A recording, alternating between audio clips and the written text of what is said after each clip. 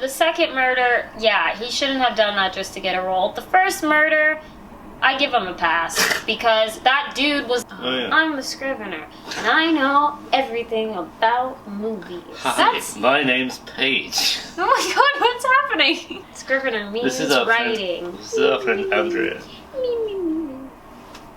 That's what Scrivener means. Y'all don't have to be in the video. No, I'll talk about Phantom of the Opera just by myself. Hello everyone, Scrivener here, along with some friends. Obviously, you know my girlfriend Mikaela, but this is somebody who's never been on the channel. This is Andrea Lausell. She is a disability and just a very cute YouTuber. She's also shorter than me, so. We're all in California for our friend's wedding. I live in California, so I didn't really go far. That's fair. She's getting married today, which is Halloween.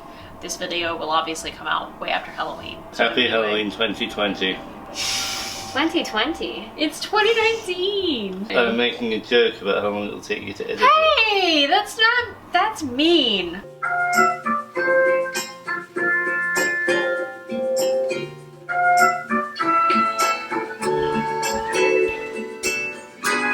Last night I showed these two, Phantom of the Opera, the 25th anniversary Royal Albert Hall taping. You've never seen any version, or read any version. No, not in full. Yeah. I know most of the music. You know most of the music, because it's everywhere. Yes. And then you'd never seen, like, I've never the stage. Yeah, I act as well. I've sung the songs in a lot of vocal lessons, but not the stage version. What I enjoy most about Phantom is not the, like, writing or anything. It's really the theatricality of it. The strength of that show is really, like, 90%, like, theatricality. How OTT it is, over the top. It's interesting, though, because, like, for me, it's not over the top. It's just normal for theater. It follows the very basic, what is great formula of great theater. It feels like the stage version is more about the ensemble. Like, I loved it for the ensemble. Yeah. There's plenty of that good old Gillian Lynn's whole ensemble striding across the stage as one choreography, just like in Cats.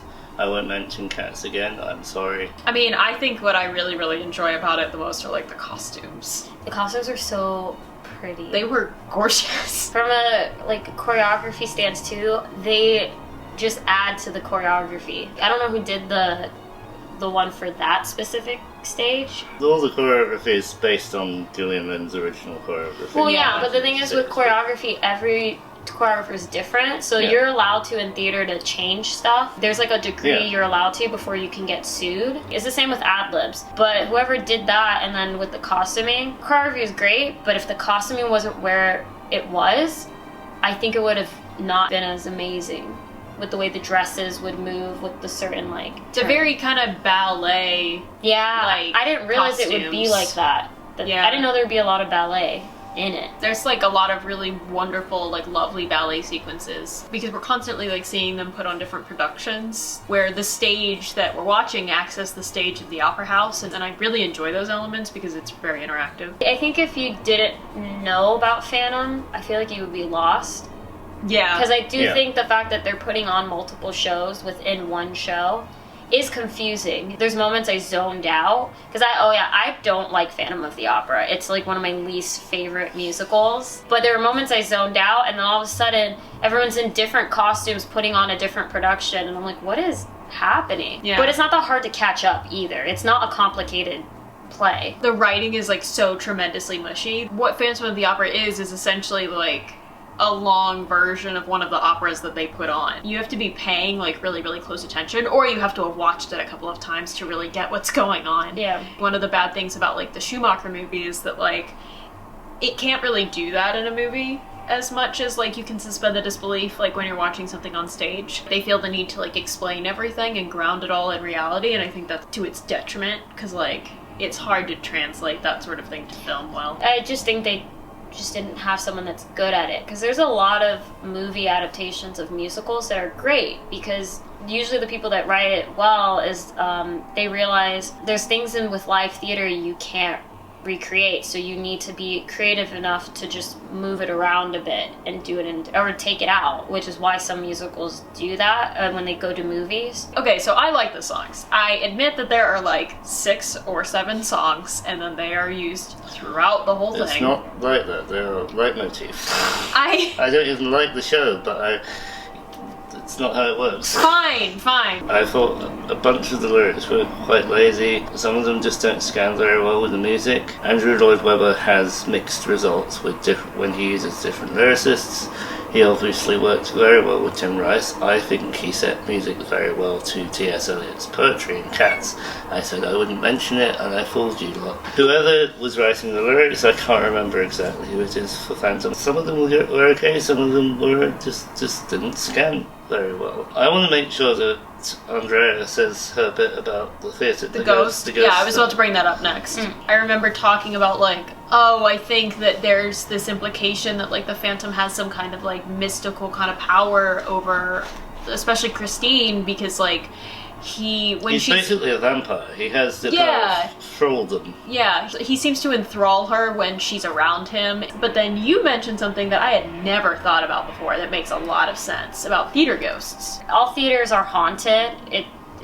It's just a fact. it's just a fact. Even if your theater was just built, you just assume it's going to be haunted. So anytime you're done with rehearsal or a theater's closed for the day, you always leave one stand with a single light bulb on constantly, and it's for your theater's ghost. It's also like respectful to your ghost. Like it is thanking them for using the theater, because when things go wrong during rehearsals, if something breaks, like one time in high school, a metal pipe fell on my shoulder. It just like broke off while we were rehearsing, and we blamed the theater ghost. So when things go wrong, you also blame the theater ghost, which is kind of what Phantom, they're doing. That's definitely what they do. Is like, I had an epiphany watching it. I was like, this whole play just sounds like people who did theater their whole life decided to write a play of what rehearsal is like. The Phantom falls in love with Christine just from her voice. If you've ever been in a show,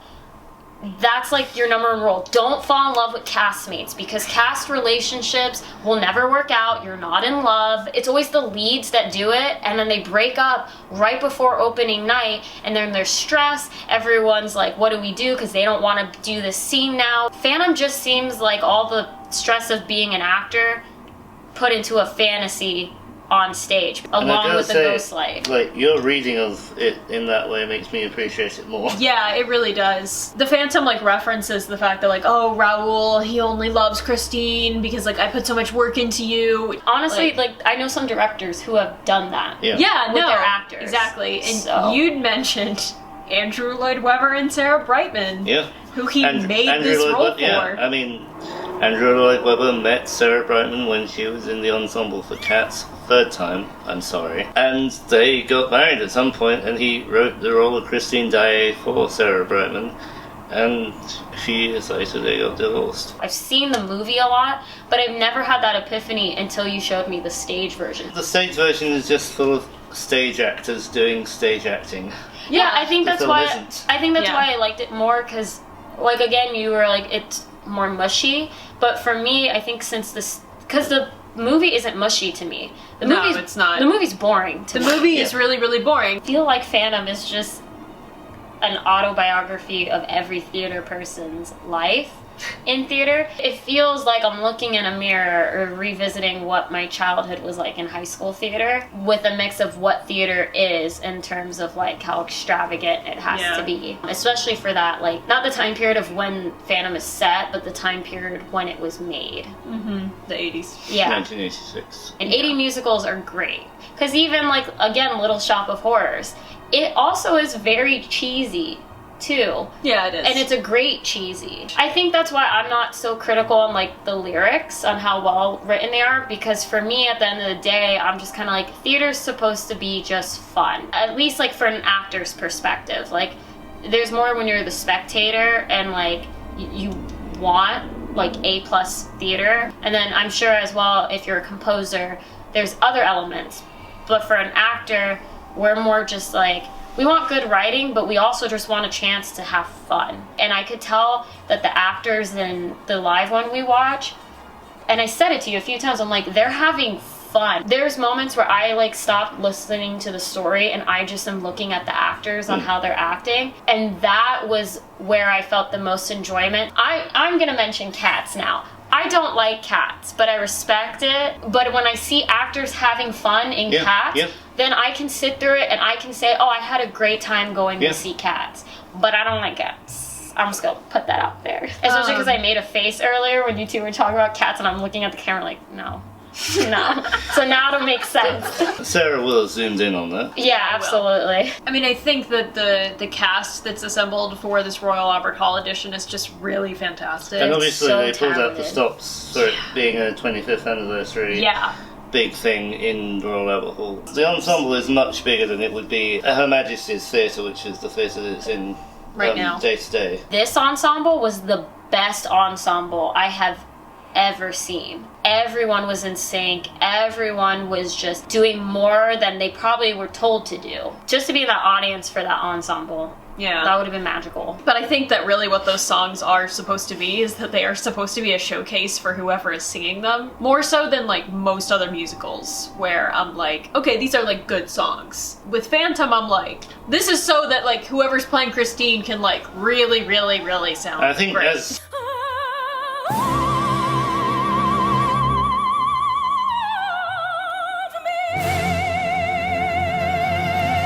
you're not wrong. As an addendum from someone with a musical theatre master's degree, not that I'm boasting, I feel like it was probably one of the first shows that was written to specifically showcase different vocalists. Yeah. And that's something that's come up a lot more in the last 30 years since. The Phantom himself is very rangy. He's a baritone, but he's got a very rangy Yeah. bit, and it requires a very good falsetto as well as a very good chest belt. Any role you do in Phantom, you have to be talented. Yeah. There's no cutting corners with it. You can't fake it at all. Yeah. And you have to be talented. It's the same, we should do a Cats count of every time we bring it up. It's same like Cats. You have to be talented to be in that show. Yeah. Because you're not hiding behind anything in that show. No. And like Carlotta, the woman who plays Carlotta, Oh, is her. just Oh my god. wow. She has an incredible voice. I would say she's one of like the most talented in that show. Obviously, the Phantom is disfigured under the mask. It's not necessary. He doesn't need to be disfigured. Yeah. It has no bearing on the plot. Yeah. Apart from the moments where everyone's like, oh no, He's a monster. Like, you said that to me last night where you were like, he doesn't need to necessary. be disfigured. It's And I not was necessary. like, It is only there because it was in the book. the way that he's disfigured in the book is that he has an incredibly like gaunt, like hollow face. But instead, in the stage musical, you have like He should be dead for I one know! thing. He Like, has there's exposed there's, like, brain tissue. You're right. He doesn't need to be disfigured. There's not really any reason for it, especially because like the reason that they have is a bad reason. The reason is that like it adds to the mystery. It adds to him being like, oh my god, is he a man or is he a monster? And I think they also kind of use it as like, oh, it's a fantasy element. There are rumours and speculation that I'm going to head off that like the idea is that Andrew Lloyd Webber is ugly and he wrote this in part to have an ugly guy get the girl. I mean, it's one thing He doesn't. But Quite clearly that's- rejects him. Andrew Lloyd Webber is not disfigured. That's not the point. I'm kind of glad that I didn't get into this when I was really into musical theatre when I was 16, 17. It's not a good disfigured role model, and the Phantom is an incel. I had a bit of trouble with that kind of thinking 10 years ago or so. But also, I never liked Phantom. I didn't really think about the disfigurement stuff at the time. Which is funny because I was definitely thinking about it in terms of Beauty and the Beast, which is something I can talk about other times. The Phantom's just not a good disfigured role. What I noticed is that every time he's unmasked, when his disfigurement is on display, like he's almost always like pathetic or whiny or angry or monstrous. Even though like Christine literally says to him in the final song, it's within your soul where the true distortion lies. But I don't think the play really believes that. What I really like about the stage musical, that the movie gets completely wrong, is that really the Phantom is only ever presented as a romantic interest for Christine, like really up until the moment where she removes his mask in his lair. He's never really a romantic interest for the rest of the play. Like, Raoul is her romantic interest. And I really, think it switches to focus on him being a father replacement. I appreciate the fact that in the musical, they don't use that scene, the point of no return, like the way they do in the movie, where in the movie, like, it's this big scene where, like, oh my god, the Phantom and, like, Christine are singing to each other, and he's gonna, like, take her down to his basement, and they're gonna get married, and it's like, oh, are you Team Raoul, or are you Team Phantom? Yeah. And, like, in this stage musical, you're like, no, there is no Team Phantom. You don't want them to end up together. He's a murderer, and he's a terrible person, and he's creepy and possessive. I will say Raoul, the guy who plays him in this Hadley version, Fraser, I love him. Is so attractive and could be Dimitri and Anastasia. And Sarah and I saw him as Dr. Frankenstein. Oh, I love Young in Frankenstein. a couple of years ago. If you haven't checked out the Young Frankenstein cast album, you really should, because Mega He's not on Mullally, it. he's not on in it. the original cast. It's Roger Bart. I prefer Hadley Fraser as Frankenstein, but, like, you can't beat Mega Mullally in the original cast recording. So, anyways, But we take Andrea's point as well. He would be a good he would be a very good Dimitri. I still don't like the musical, but I can appreciate it. Yeah. Yeah. Yeah, and now you want to play Meg. Yeah, Meg is the best role. Like, even if she's not, like, the lead, she's not Christine, she sings a lot, she's almost in every scene, and she ends the show. And that's how you know she's a good role. She gets her own bow. Honestly, it doesn't matter what role you play, your bow is what shows what you did in the show. And the fact she's solo, I'm just saying, she's a good role. Alright, let's wrap this thing up. Thank you all for watching. Andrea, thank you for being in this video. Thank and you for man, having me. Yeah. I wanted to be on this channel with Descendants, but none of us live close enough together. yeah. Because I got opinions. So you can find me on most social medias of Andrea Lausell. You can find me on my channel as well with my name. Come to my channel because we'll be on my channel talking about my favorite and greatest show ever. And it is an anime and all of you guys can fight me. So we'll be talking about disability and disfigurement and Avatar Last Airbender and just gushing about it. So go to my channel if you would like. And follow me on Instagram because I take really great thought videos and it's a good time. That's it. very true. Yeah. Thank you. If you liked this video, please be sure to give us a thumbs up. If you're not already subscribed, please do so down below, especially if you would like to see more videos about Disney and media analysis. And if you are already subscribed, but you're not getting the videos that you should be getting, make sure you hit that bell icon. That way you never miss any future videos. I think that's about it. Subscribe to me. I'm the Scrivener. I write. What the f***? One of us will see you real soon. Bye.